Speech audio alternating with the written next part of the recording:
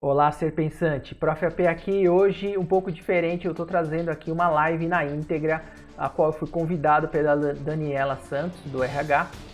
Inclusive, vou deixar o link aqui embaixo para você acessar. Foi uma live muito interessante, a gente pôde explorar um pouquinho dos profissionais envolvidos com a questão de dados, o cientista de dados, o analista de BI, o analista de dados, engenheiro de dados, o próprio DBA, tá legal? E eu trouxe muita informação comparativa bem interessante para que você que tem interesse em ingressar na área conheça um pouco mais. Se você já é profissional, procura a Dani, se inscreve lá no canal dela, que ela, como recrutadora de profissionais de IT, de repente pode achar uma vaga bem interessante para você, beleza? Então inscreva-se no canal, ative as notificações para não perder mais nenhum conteúdo relevante.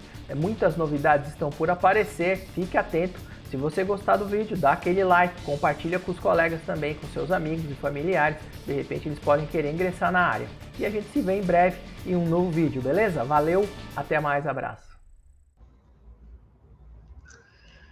Olá, pessoal, sejam bem-vindos, sejam bem-vindas.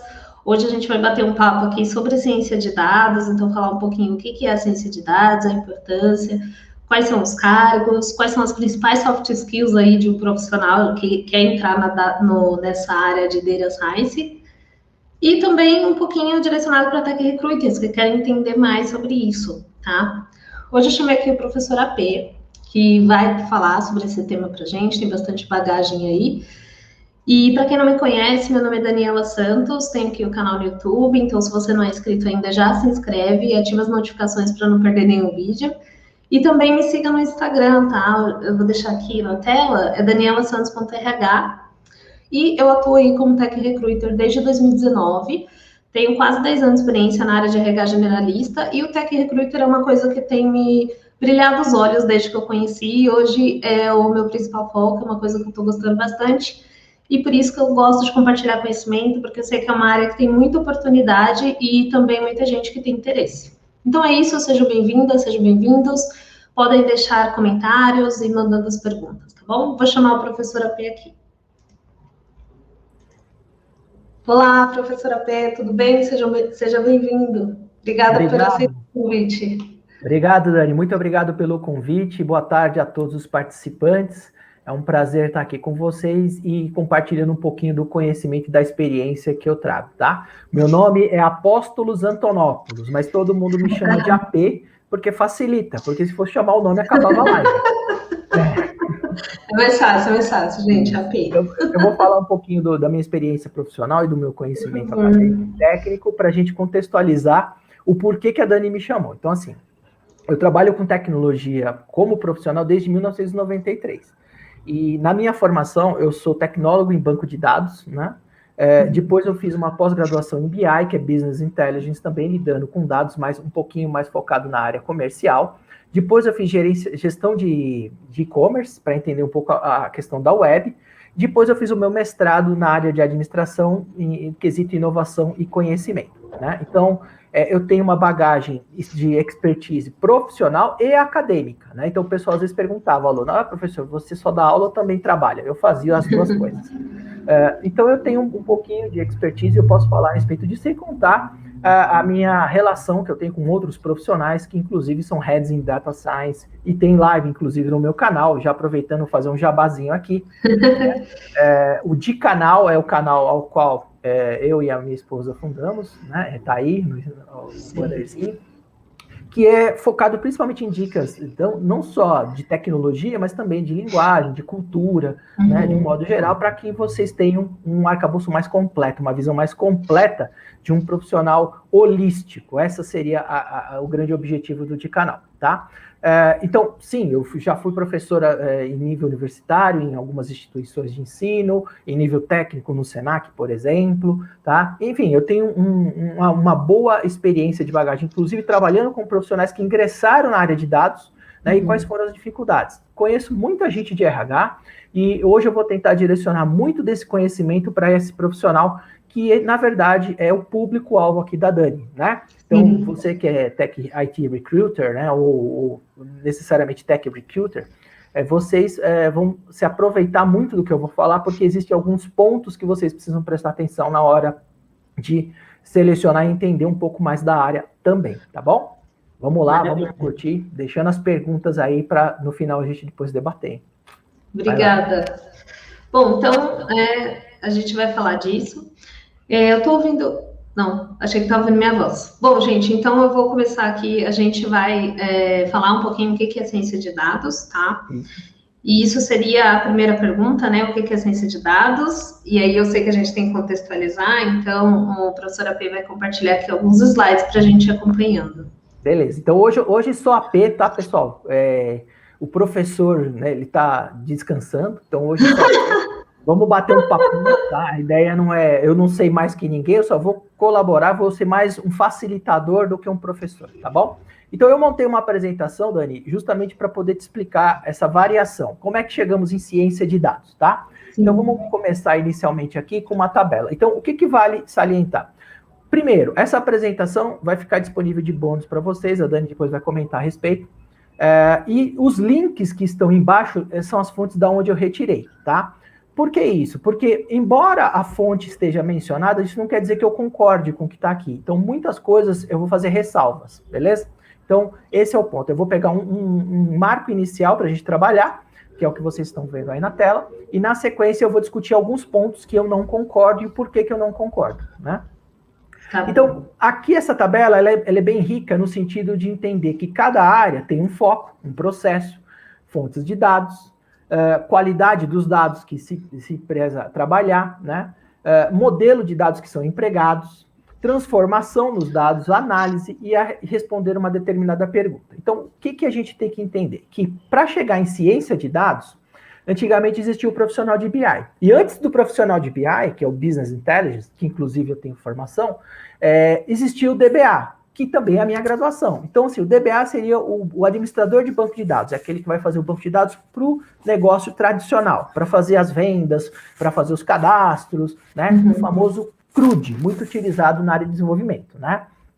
CRUD é uma sigla, CRUD, que serve justamente para fazer essas transações. Então, aí existiu o profissional de banco de dados, o Database Administrator, DBA, e a partir dele nasceu-se uma necessidade de criar um profissional que entendesse não só como pegar esses dados, mas também transformar esses dados para o negócio.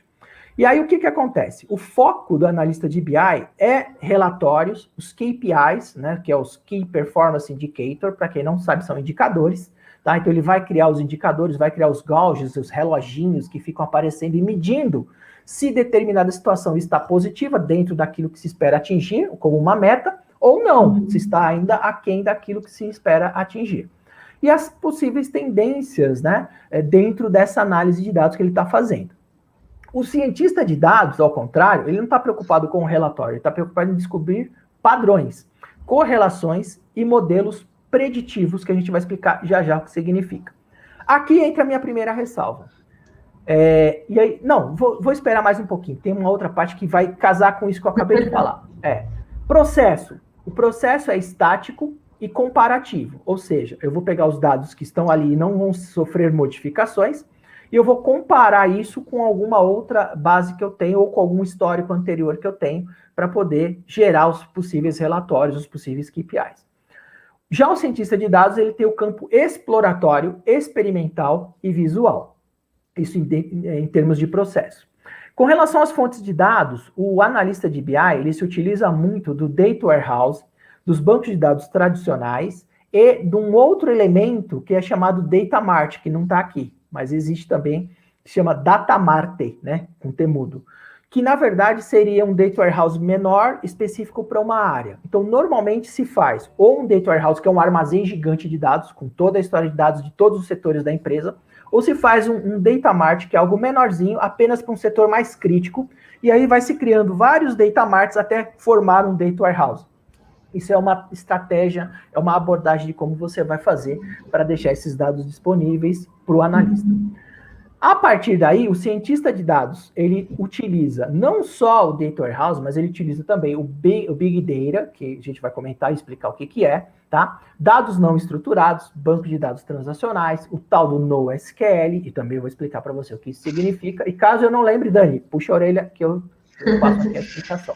Tá bom. E dados gerados em tempo real, beleza? Qualidade da fonte de dados. Então, Para o analista de BI, aqui ele está dizendo que a qualidade do dado já é alta, já vem com uma qualidade boa. Já para o cientista de dados, o dado já chega mais deteriorado ou fragmentado ou com uma qualidade não tão boa. Então ele precisa fazer um trabalho de limpeza e transformação. Tá? Depois vocês vão entender por que eu não concordo. Eu já começo a ficar nervoso aqui, só tiver essa tabela. Vamos seguir. Transformação dos dados. Aqui ele fala um negócio que me faz arrepiar os cabelos. Ele diz que o analista de BI tem pouca ou nenhuma trabalho, né? Nenhuma, vamos dizer assim, atividade de transformação de dados, ou pouca ou nenhuma. Guarda que você vai ver por que eu fico bravo. E já o cientista de dados, a transformação seria uma necessidade sob demanda, algo muito grande que ele precisa fazer o tempo inteiro, ele precisa transformar dados o tempo inteiro, tá? Concordo, mas como eu disse, tem ressalva. A análise aqui é sempre descritiva e retrospectiva, e eu vou explicar para você as diferenças dos tipos de análise para você conseguir entender, tá? Então, daqui a pouco, não vou me adiantar, não vou dar spoiler. E já a ciência de dados é preditiva e prescritiva, tá? Então, quando eu falo predição, é literalmente descobrir o que pode acontecer no futuro, tá? Então, se a gente quer descobrir se o planeta vai acabar, por exemplo, com uma base de dados em ciência de dados, é possível fazer uma afirmação, olha, nos próximos tantos anos, se não fizer tal coisa, a Terra acaba, beleza? Então, isso é predição. E aí não é adivinhação, tá? Está sempre fundamentado em uma estrutura de dados. E a resposta, né, para entender o contexto geral do que é um profissional de BI e um profissional de ciência de dados, então nós temos, na pergunta para o BI, o que aconteceu? E aí eu vou gerar um relatório, um indicador ou uma tendência do que aconteceu, o que pode acontecer também. E já o cientista de dados é o que pode acontecer. E agora eu faço o fechamento por que eu não concordo. Num projeto de BI, existe um recurso chamado ETL. E aí eu quero que você acompanhe comigo. Você já leu esses itens. Se você quiser tirar um print agora e deixar isso do lado, ótimo, porque agora eu vou fazer uma outra reflexão com você. Então, espera mais um pouquinho. Eu tô querendo me adiantar. Você vê que eu não me seguro, né, Dani? Eu tô aqui bravo com essa tabela, né? Mas ok. Críticas são válidas, né? Então vamos lá. Primeiro vamos explicar os tipos de análise. Análise descritiva, o que aconteceu? Então eu estou descrevendo uma situação. Análise diagnóstica, por que aconteceu? Né? Então essas são perguntas interessantes para o gestor, né? Então uma das coisas que a Dani me perguntou, eu nem sei se ela já tem a binha sobre isso, era qual é a importância da ciência de dados para o negócio. Sim. Eu vou dizer isso, aí Dani, obrigado. Eu vou dizer, cara, que assim, essas perguntas são importantes para qualquer tipo de negócio, né? O que aconteceu, por que aconteceu, né? O que acontecerá e o que deve ser feito para impedir isso. Então, olha lá, descritiva, o que aconteceu, diagnóstica, por que isso aconteceu, preditiva, o que vai acontecer, prescritiva, o que deve ser feito para não acontecer, beleza? Ou para corrigir aquele problema que aconteceu. Então, esses 4 tipos de análise, ele coloca aqui, né, inclusive a consultoria, a business consultoria, coloca que o BI tradicional cuidaria apenas da descritiva e diagnóstica. Não é verdade. O BI também cuida da parte preditiva. Sabe por quê? Porque lá em BI, a gente estuda uma das disciplinas, chama-se Data Mining, tá? O Data Mining. Significa mineração de dados. E mineração de dados tem um caráter preditivo. Olha que interessante. Então, já aí haveria um profissional de BI, ou com formação em BI, já ficaria bravo como eu, porque falar, não, cara, eu aprendi preditivo também, eu consigo fazer análise preditiva. Né? Então, aí o que eu vou fazer? Eu vou voltar rapidinho só para falar alguns pontos que eu não concordo aqui.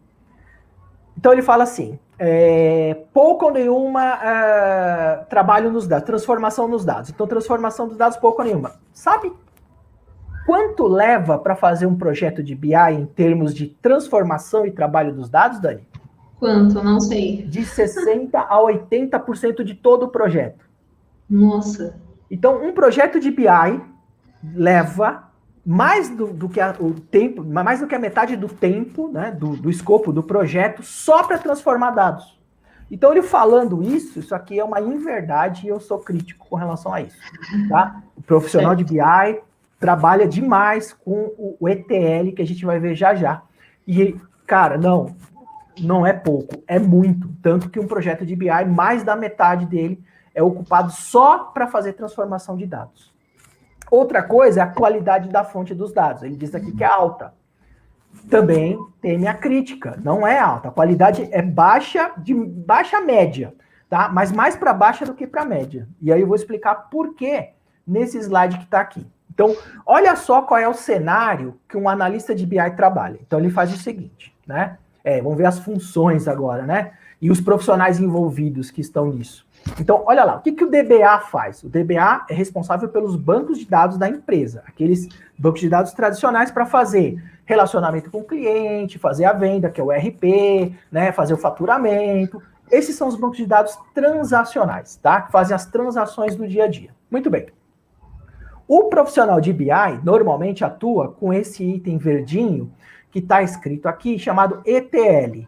O que é ETL? Extração, transformação e carga. Extract, extract, transform e load. Então, extrair, transformar e carregar. Para onde? Para um repositório separado, que eu chamo de armazém de dados ou data mart, como eu expliquei anteriormente. Muito bem, o que eu disse que num projeto de BI, isso leva de 60% a 80% do tempo do projeto. Sabe por quê? Porque na hora de trazer os dados, você não traz só do banco de dados, você traz de planilhas de Excel. Você traz de, às vezes, de documentos internos que a empresa gera, como um repositório de e-mail, como um arquivo do Word, né? Contratos que você tem que agregar. Então, esses flat files que você vê aqui, ó, é tudo isso. São as planilhas de Excel, os arquivos de contrato de Word e outros arquivos que porventura tenha, tá? E aí o cara do BI tem que trazer isso, fazer esse trabalho de ETL para depois jogar num repositório separado, ou seja, é um outro ambiente. Quando eu falo de ambiente, envolve hardware, ok? Então, são outros computadores, outras unidades de armazenamento, tudo lá, para depois gerar o que nós chamamos de reporting, que são os relatórios, para tomada de decisão, tá? E aqui é apoio gerencial, tá? Não é tão estratégico, é mais gerencial, é mais para a galera do nível tático gerencial. Então, lembrando daquela pirâmide, né? Toda empresa tem o nível estratégico, o nível tático gerencial e a operação, beleza? Então, os reportings, tá aqui, os relatórios, eles servem principalmente para os gestores, nível tático, tá? Analytics, que vai fazer análise. Então, por que deu problema, né? O que aconteceu? A venda aumentou, diminuiu? Eu estou olhando dados históricos. Então, sim, o BI olha para o passado. Fato, tudo que veio para dentro do Data Warehouse são dados do banco de dados que foi registrado. Então, se uma venda foi registrada, passado. Tá? Se um funcionário foi admitido, né, agora, no presente, e eu vou analisar isso amanhã, já é passado de novo. Então, todos os dados que vão para dentro do Data Warehouse são dados passados. E aí eu vou fazer essa análise e vou fazer também o Data Mining. Só que o Data Mining é preditivo. É por isso que eu discordo daquela tabela que diz que lá não fazia predição. Não, o analista de BI faz predição através do Data Mining. Então, ele olha um comportamento de dados passados no presente e ele pode estabelecer ali um conjunto de regras para fazer, por exemplo, classificação, agrupamento, né? Descobrir uma determinada tendência, né? E até brinquei com a Dani, né? Falei assim, é a mesma coisa, você vai numa padaria, você faz a pergunta, quem compra pão, compra leite? Não sei, eu preciso analisar os dados. É isso que eu vou fazer no Data Mining. Eu vou descobrir se existe uma relação. E que quem compra leite também compra pão? Sim. Ou o contrário não é verdade? Então, note que essa pequena alegoria que eu estou fazendo é para despertar isso, porque o cara de BI tem que ter essa sacada. Então, ele tem que pegar todos aqueles dados, e aí que entra a coisa importante. Os dados que foram para o Data Warehouse estão ok? Aquelas planilhas de Excel estavam todas validadas? Todo mundo fez do mesmo jeito? Então, por isso que tem o processo de ETL, que é justamente para fazer essa validação. Então, note que é um caminho. Então, necessariamente, você teria como papéis, né, dentro de uma empresa na área focada na área de dados, o DBA, que cuida da base de dados em si, o cara de BI, que vai cuidar do ETL, e dependendo do projeto, você pode contratar, por isso que eu coloquei 2 pessoas com corzinhas diferentes aí. Você pode contratar um profissional específico só para fazer ETL, de tanto trabalho que dá. Percebe? Então, às vezes, não é nem o analista que põe a mão em si, mas uma pessoa que sabe fazer o ETL, às vezes o próprio DBA, que vai ter que fazer esse ETL, e aí há uma divisão de tarefas ou uma acumulação de tarefas para que isso aconteça. Tudo bem? Sim, sim. Beleza, então nós já falamos do DBA, nós já falamos do analista de BI, né? E aqui existe um outro cargo que pode aparecer, que é o tal do engenheiro de dados. Tá? O engenheiro, já está falando, ele vai fazer engenhoca, né? Ele vai fazer engenharia. E aí é o cara que cuidaria da infraestrutura como um todo.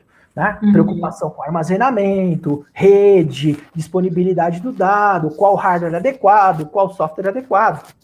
E isso fica mais evidente quando a gente começa a chegar no cientista de dados. Então, na área de ciência de dados, você tem, e aí presta muita atenção, o Data Warehouse conectado a um outro universo chamado Big Data. E o que é Big Data? Grande volume de dados, mas um volume de dados monstruoso. O que você precisa entender? É que no anterior, os dados que nós estamos trabalhando são internos. O que isso quer dizer? São os dados que estão dentro da empresa. Quando a gente vai para o Big Data, são dados que estão externos. São os dados da empresa, mas também de mídias sociais, de atividades gerais que ele faz, às vezes com uma campanha, dados públicos, que tem às vezes relação com aquela empresa, arquivos de um modo geral e outras fontes. Tudo isso alimenta o Big Data. E isso vai ser alimentado também pelo Data Warehouse, ou seja, todo aquele armazém de dados que era interno da empresa vai para cá. Aí gera um conjunto da obra, que é esse ODS que você está vendo, que é a nossa massa de dados. E é aí que o cientista de dados vai trabalhar, beleza? E aí, sim, pode existir todo esse processo de ETL também, de transformação e tudo mais, mas aqui o foco é outro. O foco não é mais no que aconteceu nos dados passados, mas é descobrir coisas que ninguém viu ainda. Então, é através de modelos matemáticos, você criar uma modelagem que consiga prever, por exemplo, quanto tempo uma máquina vai durar. Olha que legal. Então, ter essa informação dentro da empresa, Dani, ela é muito importante justamente por isso, porque eu estou trabalhando com predição. Mas como criar um modelo de dados que consiga prever quando a máquina vai quebrar? Eu preciso ter os dados anteriores, o histórico. Eu preciso ter informação, às vezes, dos meus fornecedores, de parceiros, do fabricante, que diz lá quanto tempo a máquina vai durar, e cruzar essa massa de dados dentro desses modelos para ver se descobre algum sentido e aplicar aí a inteligência artificial. E aplicar aí o tal do machine learning, que é aprendizado de máquina, que nada mais é que uma vertente da inteligência artificial. É uma subdisciplina da inteligência artificial. E a partir daí, então, ou seja, uma vez que o modelo foi treinado e o próprio algoritmo ou a parte computadorizada que você vê consegue aprender com esses dados, né? E aí a gente poderia fazer uma live só de machine learning aqui, né? Levaria um outro tempo, tá? Qual seria o resultado? Entregar para a empresa uma informação importante para a tomada de decisão. Então, para que serve essas profissões? Analista de BI, cientista de dados, de um modo geral, né? Ou mesmo BI analista de BI, analista de dados e cientista de dados. Essas três profissões, Dani, servem justamente para amparar a tomada de decisão da empresa. Sim. Então, por exemplo, contratar alguém que vai dar manutenção nas máquinas é uma prerrogativa atual? Sim, mas quanto eu preciso contratar? Qual o tempo que essa empresa vai ter que estar aqui? Se eu tenho informações de ciências de dados que me diz quanto tempo a máquina leva para quebrar, eu consigo prever isso. Eu consigo já colocar dentro do meu orçamento e planejar o meu budget, planejar os investimentos ou custos que eu vou ter dentro da empresa. Se eu vou ter que capacitar alguém para fazer isso. Aí, ou seja, eu consigo mudar a minha estratégia. Então, ciência de dados, ela vai oferecer dados principalmente para o nível estratégico, o mais alto da empresa. Sim. E o BI está focado, não que ele não forneça também para a parte estratégica, mas o BI está focado principalmente no tático gerencial, para o gestor do RH, o gestor comercial, financeiro. Então, o BI vai funcionar bem aí. Ah, mas o cientista de dados também pode oferecer informações para essa galera? Pode, mas é que quando você tem informações mais relevantes sobre coisas que podem acontecer, isso normalmente é feito no plano estratégico. E depois ele é cascateado para os outros itens, para as outras camadas da empresa, percebe? Então, sim, o cientista de dados é um cara que vai ter muito mais trabalho nesse sentido, né? Ele vai ter que aprender muito mais coisas. Tá indo bem, gente? Dani, como é que tá isso? Se tiver alguma dúvida, eu ia comentar aqui, pessoal, pessoal, se vocês quiserem ir comentando aí, deixando suas perguntas, tá? Ó, a professora ali deixou uma aqui. Nossa, dá a impressão, então, que dá para usar dados para prever praticamente qualquer coisa. Sim. Sim, né? Inclusive, alguns teóricos, eles colocam o seguinte, que a nossa racionalidade ilimitada, né? Então, Herbert Simon é um cientista aí consagrado, ele vai falar que o ser humano tem racionalidade ilimitada, que ele chama teoria da racionalidade limitada, que inclusive é estudado na administração. Ele vai falar que a gente só tem essa racionalidade limitada e não consegue prever as coisas justamente porque nos faltam dados. Então, se eu tivesse um montante de dados ou um volume de dados sobre diversos assuntos e conseguisse cruzar isso, eu teria a resposta para muita coisa, né? E é o que está acontecendo, Eliana. Isso vem crescendo e vem evoluindo nesse sentido. Então, para as organizações, ela consegue prever determinados acontecimentos, né? Ela consegue, então, criar formas de mitigar esses acontecimentos, né? Futuros que podem ocorrer, criar planos alternativos, porque se ocorre, ela está preparada. Porque ela já fez um estudo disso, tá? Então, gente, previsão não é dizer que vai, né? É uma forte tendência de, tá? Isso, não é certo, né? Não é certeza. Absolutamente certo. Mas é com muita margem de confiança, esse termo que se usa muito, tá? Você tem lá um índice de confiança muito alto que aquilo possa ocorrer, e aí, óbvio, você vai criar planos para que isso não ocorra. Né? Sim, e quando a gente fala aqui, né, da importância da ciência de dados para os negócios, a gente vê, igual a professora ali comentou, a gente consegue usar dados para meio que prever qualquer coisa. E como você está falando aí, né, explicando, muito bem explicado, inclusive tem um comentário aqui, ó, do Felipe. Está sendo muito bem explicado. Fico feliz. Então, a gente vê que ela também é bem estratégica para as empresas. Então, quando a gente fala da importância para os negócios, eu imagino que toda empresa, ela trabalha em cima de dados. Hoje até fala que o dado é o novo petróleo, né? Sim, sim. Isso é citado. Ótimo. É isso mesmo, Dani, e eu concordo plenamente, tá? Porque, assim, quando você fala, eu tenho... O dado, na verdade, é o novo petróleo. São a nova economia, né? Que é baseada na economia do conhecimento. Inclusive, o Fórum Mundial de Economia fala muito sobre isso, tá? Mas o pior não vou dar spoiler. Eu ia falar isso, mas... não, guarda. Vai ter um momento, gente, fica atento. Não perde essa live. Essa live é fantástica nesse sentido, para abrir a sua mente, para você de RH ficar ligeiro na hora de contratar esses profissionais. Você entendeu o que cada um tem que fazer e como isso funciona e para quê? Por quê? Não é nem para quê. Por que tem tanta demanda por cientista de dados e analista de dados? Você pode ter ficado confuso entre o analista de dados, que eu não mencionei, porque eu mencionei o analista de BI e o cientista de dados, né? O DBA e o engenheiro eu vou deixar à parte porque eles cuidam de outra estrutura. Mas o analista de dados, entre o analista de BI e o cientista de dados, eles fazem praticamente o mesmo papel. É que o analista de dados, ele está focado no conjunto de dados conhecidos, internos, que a empresa já tem, tá? E em cima daquilo, ele vai fazer análise. Ou seja, ele vai aplicar conceitos de estatística, assim como o cientista de dados. Mas o cientista de dados, lembra, ele vai trabalhar com um monte de dados externo. Já o analista de dados, ele vai trabalhar com um conjunto de dados interno, tentando descobrir mais coisas dos dados internos e do que acontece normalmente no dia a dia. Beleza? Então, esse seria a grande diferença. Mas os processos, os conhecimentos, as disciplinas meio que estão amarradas por esses profissionais. O que indica, Dani, a minha primeira sugestão aí para o pessoal de RH que faz recrutamento na área de tecnologia. É possível que você tenha profissionais que são de BI e estão migrando para a ciência de dados. Perfeito. Porque ele já traz esse arcabouço de conhecimento, né, já na tendência de fornecer aquilo que é necessário para as empresas, auxílio à tomada de decisão. Então ele já tem essa noção, tá? Um programador, não sei, será que um programador conseguiria migrar para a ciência de dados? O que vocês acham? Deixa eu deixar essa pergunta no ar para ver se a gente consegue responder mais à frente, tá? Vai pensando. Vamos seguindo, Dani.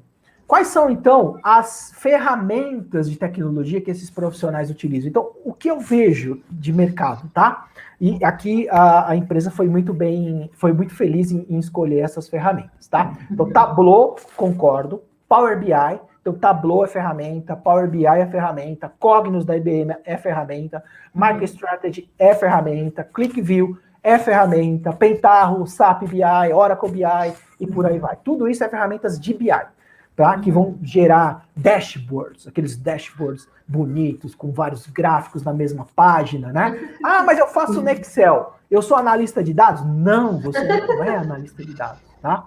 Você é apenas alguém que faz gráficos no Excel e fala que aquele dashboard é fantástico, mas não, você não trabalhou os dados, você não tratou os dados, você não transformou, e Excel aceita qualquer coisa, qual é a garantia que você tem, né? Então, cuidado, Sim. Não é porque você mexe no Excel que você é um analista de BI ou um analista de dados. Não é. Você pode usar o Excel eventualmente para uma coisa e outra, mas isso é outra discussão, beleza? Então, essas ferramentas que foram colocadas, a empresa que é a iBusiness Consultoria foi muito feliz, devo elogiá-los. Do lado do Data Science, óbvio que para trabalhar com volume de dados gigantesco, fazendo interseção de dados internos e externos, necessitam-se outras ferramentas, tá? Embora algumas ferramentas do BI vão ser utilizadas no Data Science, principalmente para visualização dos dados. Então, Tableau e Power BI podem ser utilizados em Data Science para produzir os dashboards, por exemplo, tá? Sim. Bom, mas nós temos aqui, por exemplo, o Manhout, o Spark, BigML, TensorFlow, que é para Machine Learning, que é uma biblioteca para Machine Learning, o SAS, o Caffe2, o IBM Watson, que é computação cognitiva, e o tal do R, que é o R, né? Que é muito solicitado, inclusive, no Brasil. Tá? Então, essas ferramentas, sim, são as ferramentas que cada profissional utilizaria, mas elas também conseguem fazer uma determinada migração. É possível combinar alguns elementos com relação a isso. Inclusive, o IBM Cognos. Ele tem algumas estruturas, né, para poder lidar com data mining. Tá? Então, não só ele, tem outros que tem. O importante é o seguinte, se você quer ingressar na área, aí já estou falando para quem quer ser profissional, né? Sim. Se você quer ingressar na área e quer saber quais são as ferramentas mais utilizadas e mais interessantes para o mercado, procura no Google Quadrante Mágico do Gartner, tá? Dani, se você conseguir escrever, eu não sei, acho que eu consigo colocar, eu vou escrever aqui, ó, eu vou colocar no chat para vocês, tá? Quadrante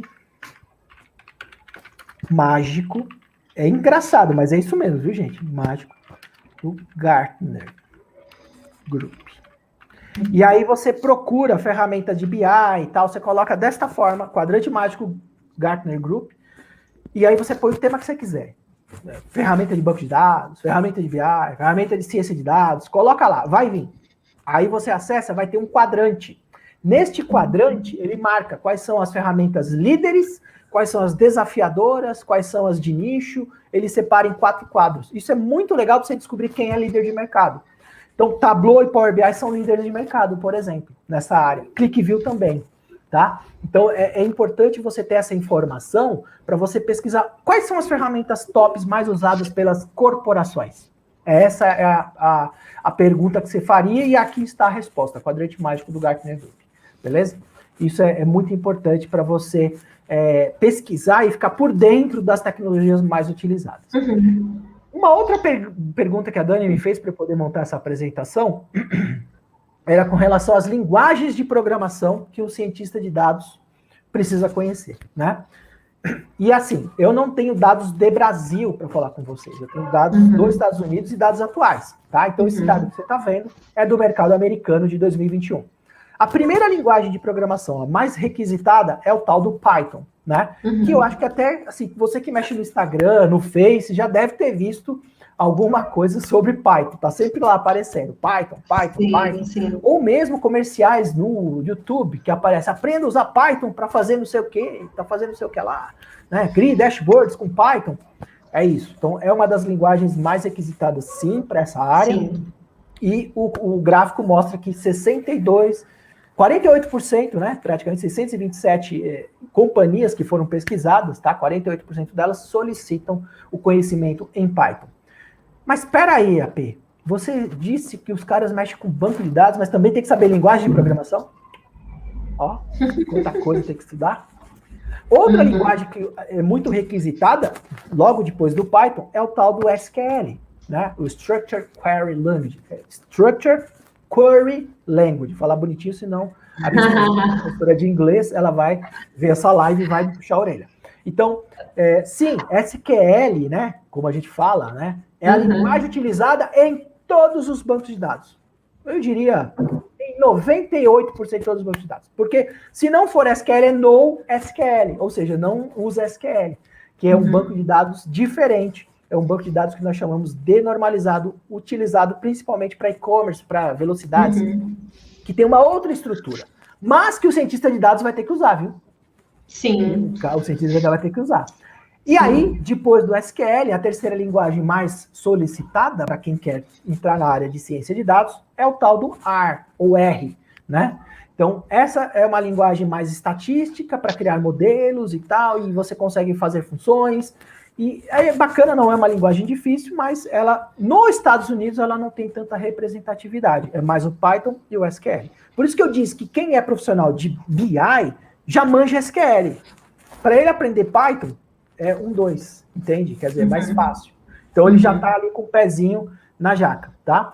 E outros elementos ali, né? Então, já dá para enfiar os 2 pés na jaca e virar um cientista de dados.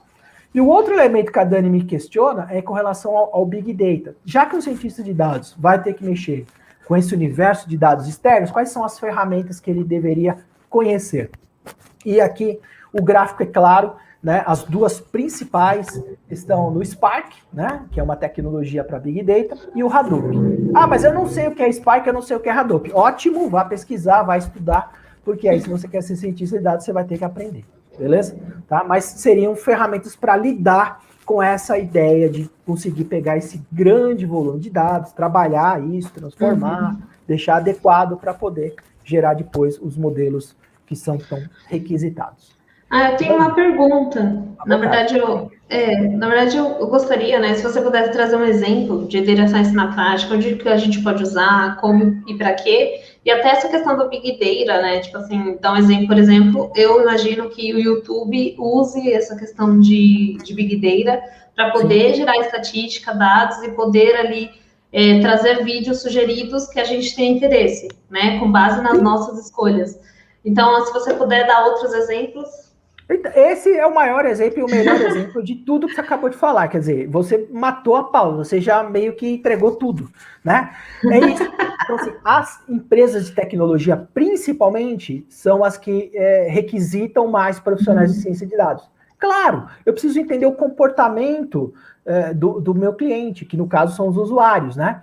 Então, sim, o Facebook, o Instagram, o Google, o Amazon, todas elas estão cada vez mais solicitando profissionais de dados. Por quê? Porque você clica num anúncio. Se você clicou, o tempo de permanência que você ficou ali, imagina assim, vamos contar uma história. Então, você entrou no e-commerce, você abriu a página da Amazon, vou dar um exemplo, não estou ganhando comissão da Amazon, viu, gente? É só para ilustração, tá?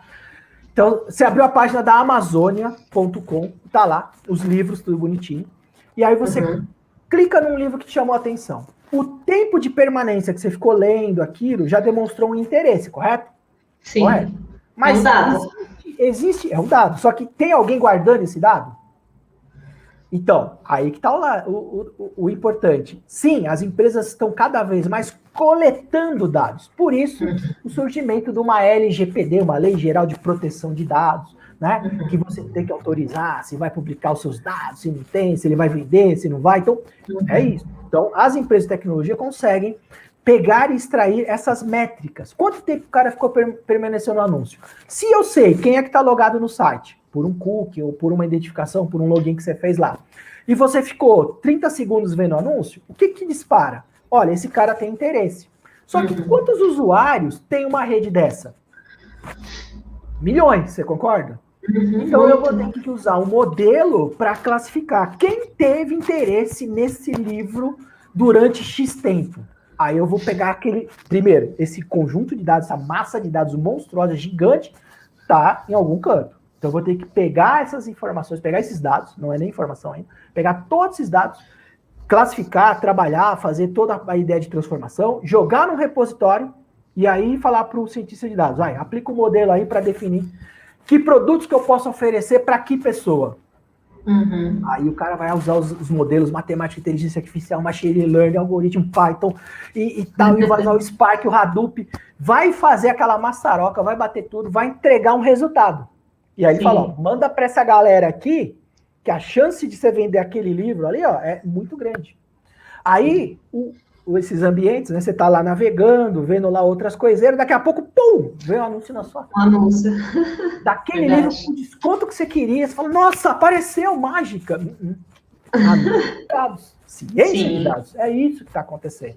Então, nós somos consumidores disso de forma indireta, né? A gente não sabe exatamente qual seria o processo, mas essa ilustração, que a Dani muito bem comentou aí, deu a introdução, é isso, tá? É gerar um volume de dados incrível, tá? E a partir daí, extrair aquilo que pode ter relevância para definir, por exemplo, para quem que eu vou oferecer determinado livro. Então, olha que interessante. Só que, óbvio, está gerando métrica, está gerando um volume de dados, e quem vai armazenar isso? Cloud Computing, outra tecnologia que aparece aí para dar suporte a esse volume de dados. Não pense em você que você vai armazenar no seu pendrive ou no seu HD externo, que não vai, tá? Estou falando de tera, de zeta, de petabytes, né? Coisas de volumes monstruosos. Então, imagine, tá? Por isso que o trabalho de um cientista de dados é um trabalho altamente remunerado. Ninguém vai pagar mais de 15K, 20K para um cara que não faz nada, né? Então, precisa ter essas skills, precisa ter essas habilidades, precisa conhecer essas tecnologias para conseguir extrair aquilo que é relevante para a empresa. E aí, outra questão, né? O cara tem que conhecer do negócio. Porque se o cara só for um cientista e não souber de negócio, ele não consegue entender o problema ou entender a necessidade do business e também não consegue entregar resultado. Beleza? Esse seria. Ótimo. Mais alguma pergunta? Mais alguma dúvida? Maravilha. Tem uma pergunta aqui da professora ali. O Brasil está atrasado no uso de dados para tomada de decisão? Não me pergunta isso, eu fico louco, porque sim, a resposta é sim. E a gente vai discutir isso já já, né, Dani? A gente tem aqui algumas polêmicas para tratar, né? Mas eu vou deixar um pouquinho mais. Vamos seguindo, então. Com isso a gente consegue definir, né, Dani? O que é ciência de dados? Então, o que é ciência de dados? Campo multidisciplinar, que requer sólidos conhecimentos em... Eu poderia colocar em números, mas os principais. Matemática avançada, estatística, programação e outras habilidades, né? Quer dizer, precisa de um monte de coisa. Precisa conhecimento do negócio, precisa ter as soft skills que a gente vai falar daqui a pouquinho, precisa ter um processo de análise intelectual, precisa ter uma série de coisas, né? Para fazer o quê?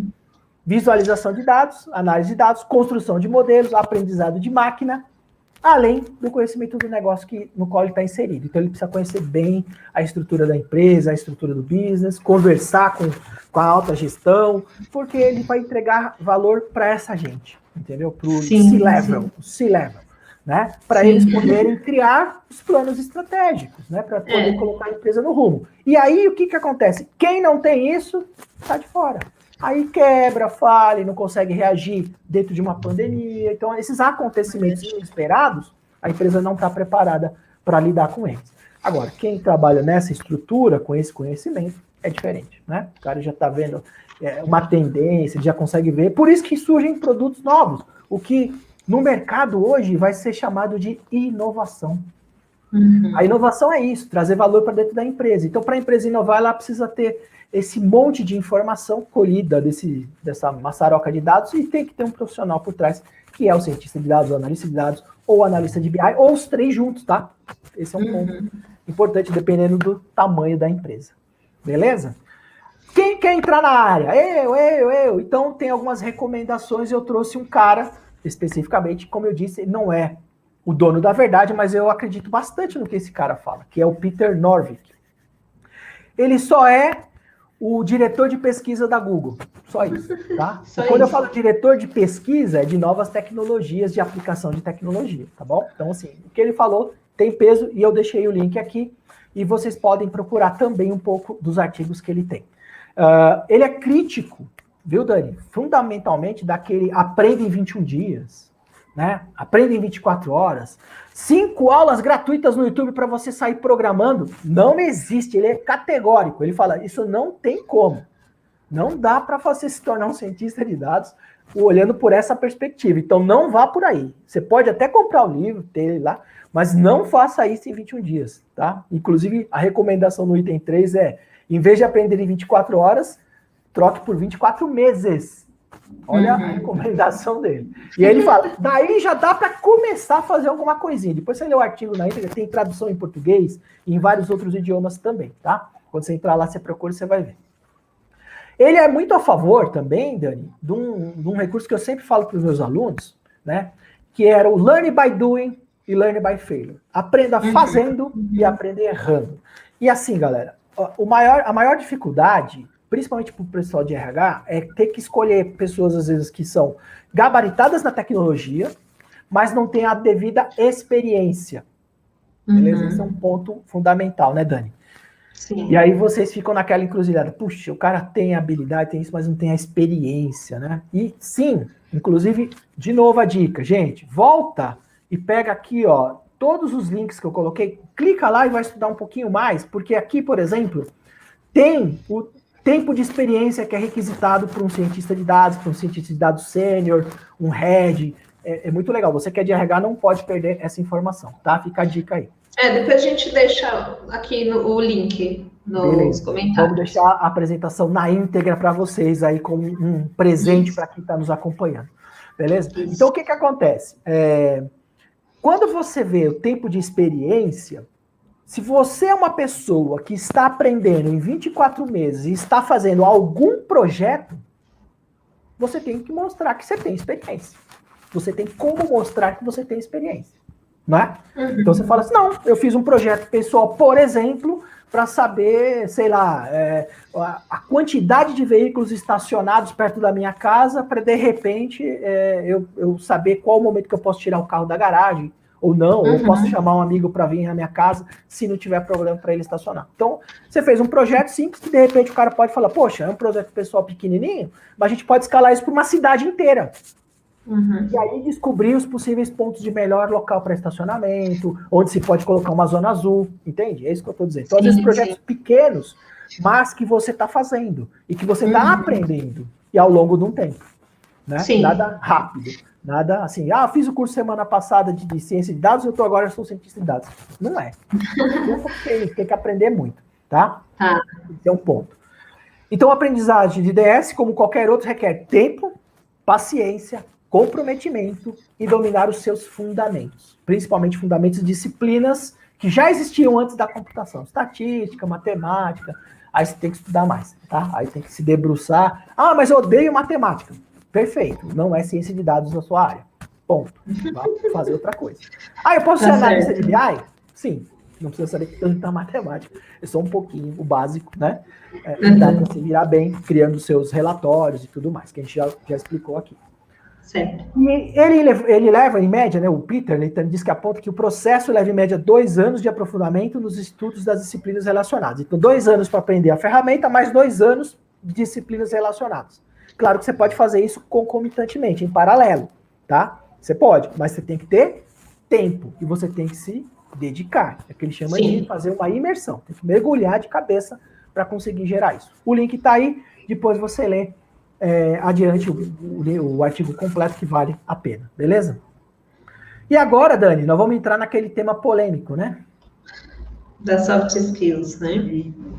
Principais soft skills. Porque uma coisa Vai lá, Dani, agora é só... A gente tem as hard skills e soft skills, né? Hard são as técnicas, habilidades técnicas, soft skills são as habilidades comportamentais.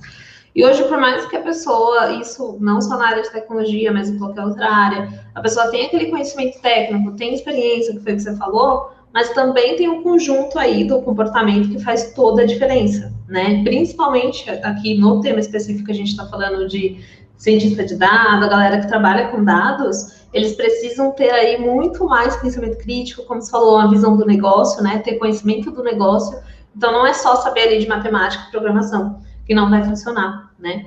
Então, aqui a gente listou algumas que são as principais, que hoje a gente considera que uma pessoa que está recrutando precisa avaliar isso no candidato, ver se ele tem realmente todas essas soft skills. Isso aí. Então, a gente já está falando, né? Pensamento crítico aplicado à resolução de problemas complexos. O que a gente coloca, e eu costumo colocar, é visão holística.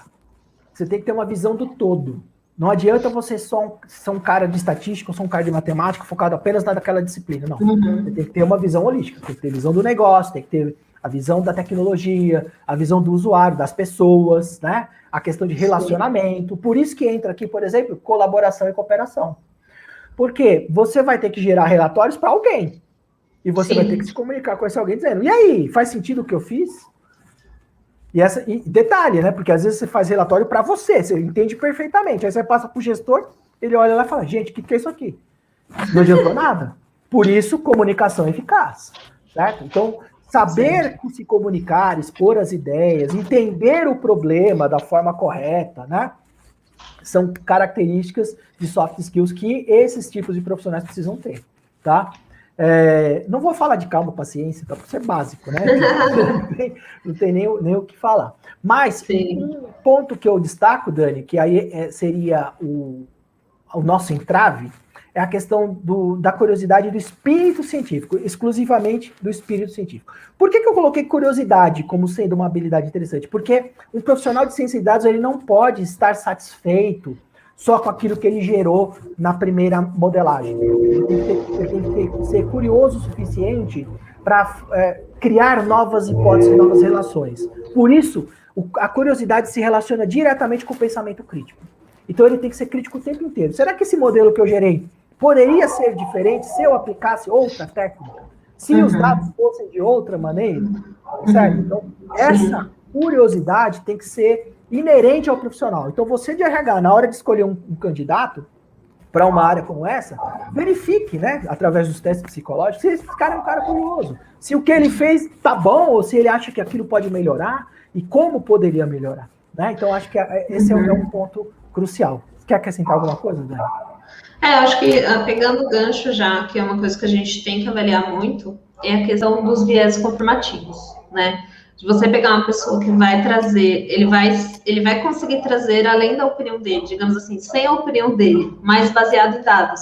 Porque hoje a gente tem, inclusive, imagino que a gente já vai falar disso, que é a questão das pessoas não conseguirem distinguir o que é um artigo embasado em dados e algo que é embasado em opinião, sem fundamento, sabe? Isso também acho bem importante, porque se a pessoa ela está analisando dados, ela vai colocar a opinião dela ali, o que ela já acredita, ou vai trazer isso, né? Não vai funcionar muito bem. Não vai funcionar nada, porque na verdade você está entregando para o gestor algo que não é real, e ele vai tomar uma decisão com base nessa irrealidade. Ou seja, o risco de você levar a empresa a ser destruída é gigante. Por isso, tem que se ter critérios muito claros na hora de escolher profissionais dessa área, tá? Não pode ser qualquer um, né? Porque ele vai fornecer dados para os tomadores de decisão. E se você fornecer um dado errado, né? De exemplo, vou dar para ilustrar. Olha, vamos contratar mais funcionários que tá vindo uma tendência aí e a gente vai precisar de mais gente. Aí o cara fala, nossa, legal, hein? Vou acreditar nesse cara. Contrata lá um monte de gente, aí as vendas despencam. Aí você fala, nossa, agora eu tenho que mandar todo mundo embora, pagar os direitos, não tenho mais como pagar, agora eu vou ter que entrar no banco, ferrou, já caiu a casa. Entendeu? Então, essa é a expressão correta. A casa caiu. E aí, o que você vai fazer? Entendeu? O cientista de dados vai ser mandado embora e vai cientista de dados, né? Vai ser mandado embora e vai para outro emprego. Você com a sua empresa faliu, quebrou. Beleza? Sim. Então, cuidado. Isso é um ponto muito crucial, né? Então, e aí que eu coloco a ideia do espírito científico.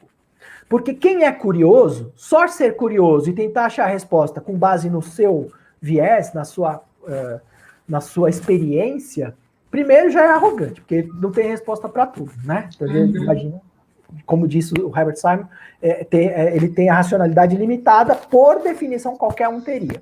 Então ele tem que buscar informação. O que o espírito científico diz?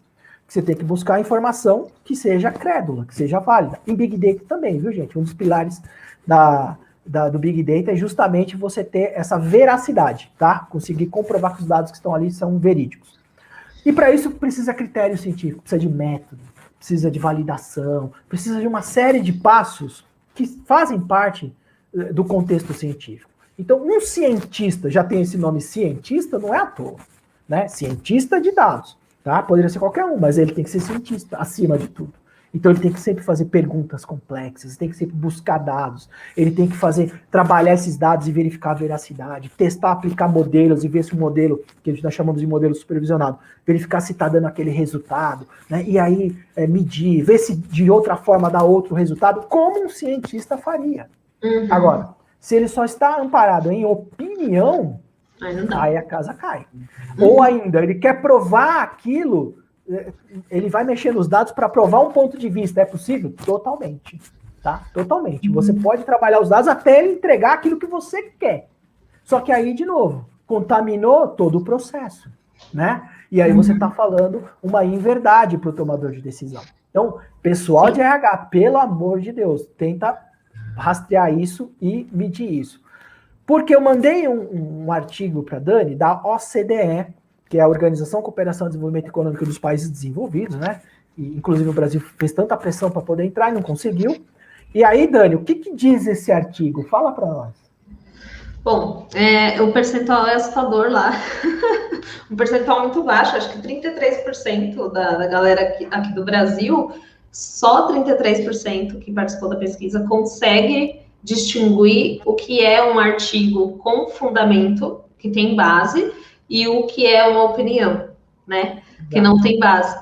Então, ou seja, a gente está aí com, digamos, um analfabetismo digital. É mais ou menos isso, né? Exato, eu vou pegar o gancho do que você colocou e vou só complementar. Então seria mais ou menos o seguinte: a OCDE pegou a galera que são nativos digitais, são pessoas que nasceram em cima da tecnologia, tudo bem? E eles fizeram esse estudo inicialmente com adolescentes de 15 anos no ano de 2018, tá? Então olha só, não é lá atrás, agora.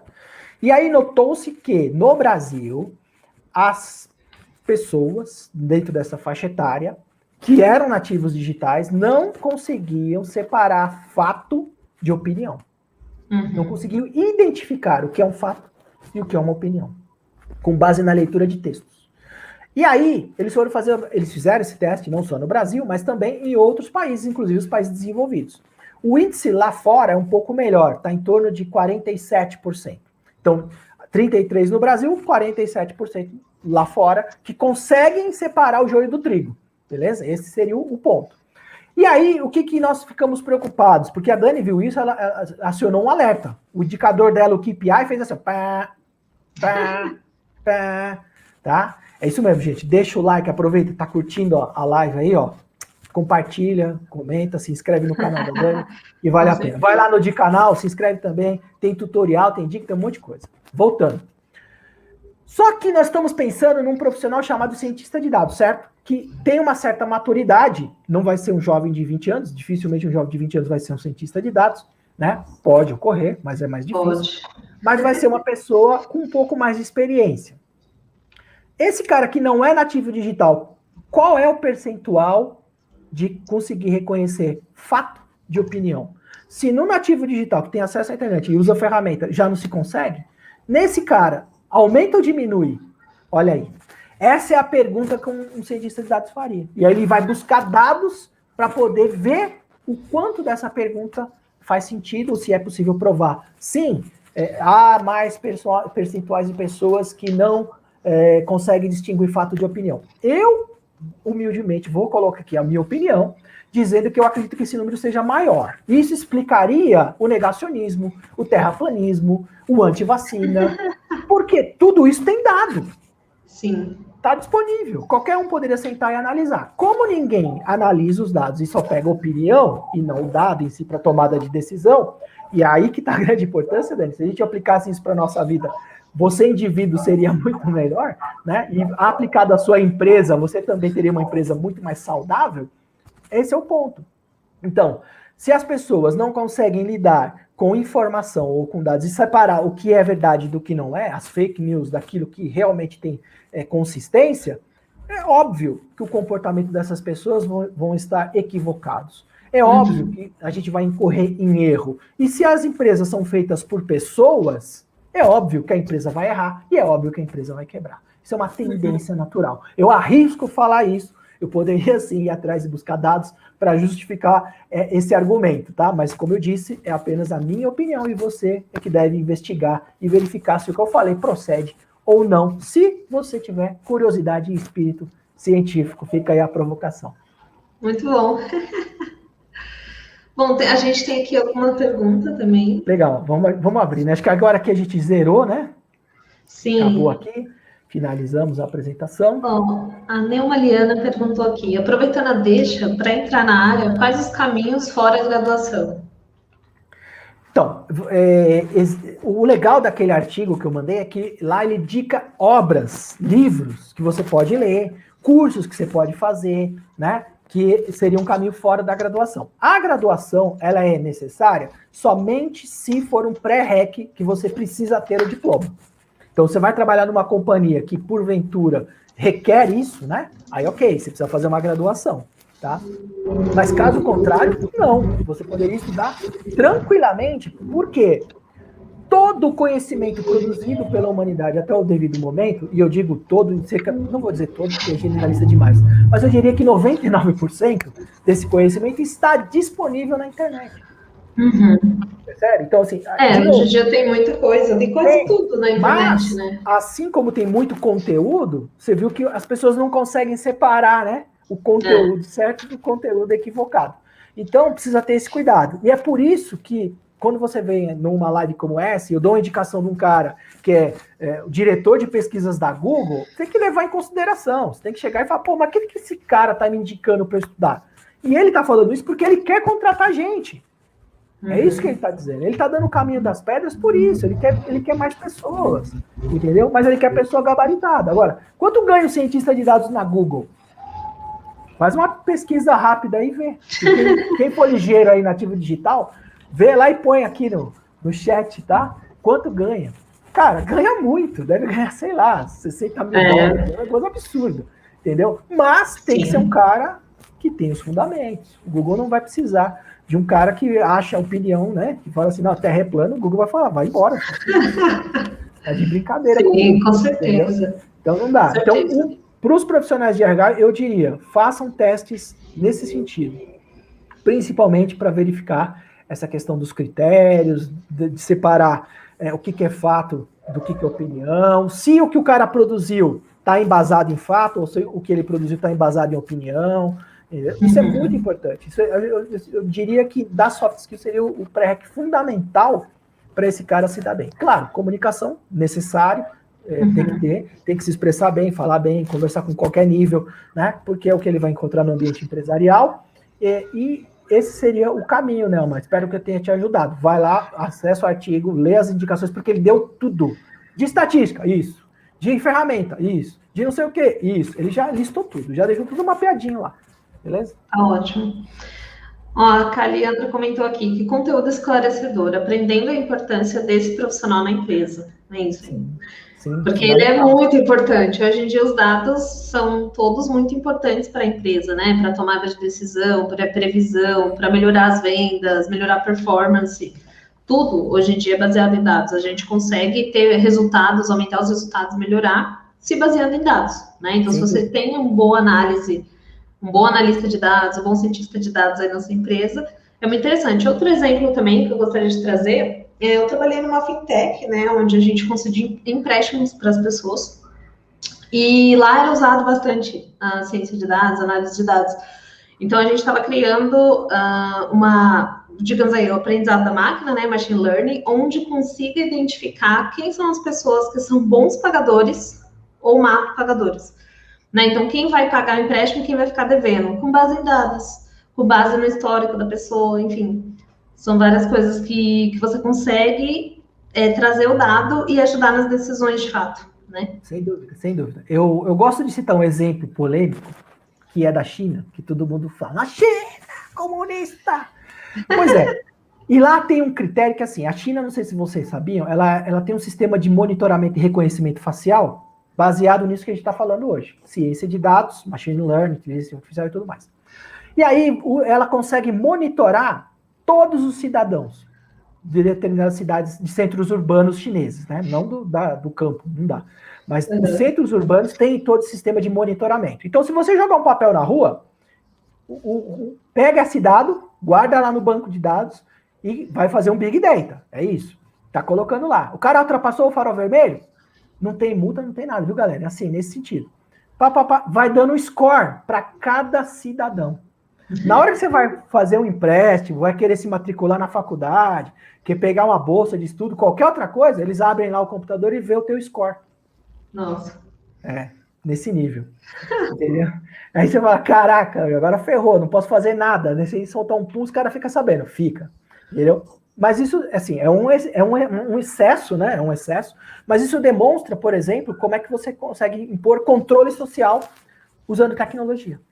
Uhum. E não precisa ser impositório, né? No sentido de fazer uma imposição. Não precisa. Por quê? Porque você depender da sociedade é óbvio, você não é uma ilha, você depende de um monte de coisa. Quer comprar uma casa? Você vai ter que depender do banco, do financiamento, de alguma coisa você vai depender. Né? Matrícula, numa escola, mesma coisa. O cara puxou teu score, viu lá que você tá zoado e fala, seu ponto não dá. Então, aqui ou você vai pagar mais, ou você tem que fazer outro esquema. Olha que bacana. Né? Você fala, uau. E quando a Dani falou dos dados serem importantes para as empresas, eu diria que até mesmo uma mini pizzaria, uma pizzaria de bairro, que pensa em tecnologia, claro que não vai adotar um Big Data, não vai pensar nada disso, mas que tem como coletar dados dos seus clientes, a impressão da pizza, o sabor. Mas isso o aplicativo tem, então, só que o aplicativo tem uma estrutura, né? O aplicativo faz isso e é por isso que o iFood vai ter cientista de dados, por isso que o Uber Eats vai ter cientista de dados, claro, óbvio, coleta muito dado automático pelo aplicativo. Mas uma pizzaria de bairro, por exemplo, ela poderia catalogar e pegar as impressões dos seus clientes e, a partir daí, desse estudo, gerar um novo sabor de pizza. Não gerar uma pizza porque o dono gosta daquele sabor, entende? Porque às vezes ele gosta de pizza de limão com alcachofre. Mas o cara gosta. Aí ele vai falar, vou fazer porque vai vender pra caramba. Isso. Não vai. Isso. Porque assim, não é o que você gosta, né? É analisar o mercado. Mas para isso você precisa de dados, entende? Quer dizer, exato. E é por isso que precisa de um profissional com essas características, com esses comportamentos. Bacana. Eu acho que a gente passou por tudo aqui, já estamos mais de uma hora aí na live. Gente, se vocês tiverem alguma pergunta, podem deixar aí. Comentem também o que vocês acharam, tá? E, novamente, se inscreve no canal, ativa as notificações para não perder nenhum vídeo, tá? Tem o canal do professor, junto com a professora Eli também, que é o de canal, tá? Eles falam sobre tecnologia, sobre linguagens, tem conteúdo de inglês, tem conteúdo de cultura, é bem interessante. E também o meu canal, que hoje é focado em RH. Então, para quem tiver interesse, pode se inscrever, ativar as notificações. Eu vou fazer a propaganda. A Dani tem um curso específico de LGPD, que é fantástico, eu recomendo aqui, para quem quiser conhecer um pouco mais da Lei Geral de Proteção de Dados e a sua aplicabilidade nas organizações ou no setor de RH. A Dani aí é uma pessoa gabaritada para falar disso, beleza? Sim, inclusive no meu curso de Tech Recruiter também, que é focado em Tech Recruiter, onde a gente vê todo o processo de recrutamento e seleção, do início ao fim, né, desses profissionais de tecnologia, eu também trago um pouquinho da LGPD no recrutamento e seleção como bônus, tá? Então, é muito importante quando a gente fala de dados, saber de LGPD. Todos os profissionais, todos deveriam saber. E principalmente RH, porque a gente lida com dados das pessoas o tempo todo. Então, é super importante. Perfeito. E então, gente, siga a gente no Instagram, tá aqui o @, tá? E a gente agradece aí, principalmente para você, professor, por ter aceitado esse convite e ter trazido tanto conteúdo bacana aqui pra gente, tanto conhecimento. Obrigada. Obrigado. Eu que agradeço o convite, Dani. Valeu, pessoal. Obrigado. Espero que vocês tenham aproveitado. Eu fiz o meu melhor aqui. A gente sempre erra um pouquinho, mas, enfim, tá aí. Espero que vocês tenham gostado e tenha servido para ajudá-los no caminho que vocês querem percorrer aí. Valeu. A Nelma comentou aqui, gostei bastante. Vou ler todos os artigos citados.